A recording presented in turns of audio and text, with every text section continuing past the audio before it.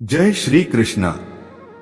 अध्याय नंबर 2 का गीता का सार नंबर 40। इस प्रयास में न तो हानि होती है न ही ह्रास, अपितु इस पथ पर की गई अल्प प्रगति भी महान भय से रक्षा कर सकती है। कर्म का सर्वोच्च दिव्य गुण है कृष्ण भावनामृत में कर्म या इंद्रिय तृप्ति की आशा न करके कृष्ण के हित में कर्म करना। ऐसे कर्म का लघु आरंभ होने पर भी कोई बाधा नहीं आती है, न कभी इस आरंभ का विनाश होता है। भौतिक स्तर पर प्रारंभ किए जाने वाले किसी भी कार्य को पूरा करना होता है, अन्यथा सारा प्रयास निष्फल हो जाता है।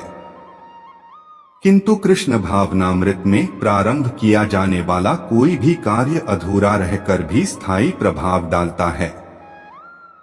ऐसे कर्म करने वाले को कोई हानि नहीं होती, चाहे यह कर्म अधूरा ही क्यों न रह जाए। यदि कृष्ण भावनामृत का 1% भी कार्य पूरा हुआ हो तो उसका स्थायी फल होता है, अगली बार 2% से शुभारंभ होगा। किंतु भौतिक कर्म में जब तक 100% सफलता प्राप्त न हो तब तक कोई लाभ नहीं होता। अजामिल ने कृष्ण भावनामृत में अपने कर्तव्य का कुछ ही प्रतिशत पूरा किया था, किंतु भगवान की कृपा से उसे 100% लाभ मिला।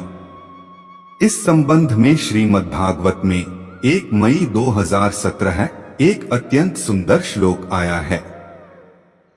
यदि कोई अपना धर्म छोड़कर कृष्ण भावनामृत में काम करता है और फिर काम पूरा न होने के कारण नीचे गिर जाता है तो इसमें उसको क्या हानि होगा, और यदि कोई अपने भौतिक कार्यों को पूरा करता है तो इससे उसको क्या लाभ होगा।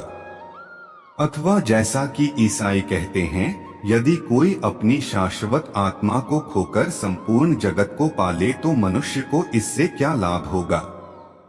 भौतिक कार्य तथा उनके फल शरीर के साथ ही समाप्त हो जाते हैं, किंतु कृष्ण भावनामृत में किया गया कार्य मनुष्य को इस शरीर के विनष्ट होने पर भी पुनः कृष्ण भावनामृत तक ले जाता है।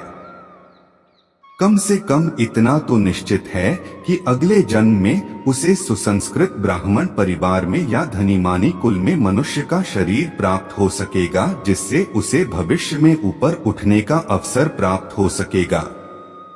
कृष्ण भावनामृत में संपन्न कार्य का यही अनुपम गुण है। अगले भाग में हम सुनेंगे अध्याय 2 का गीता का सार नंबर 41।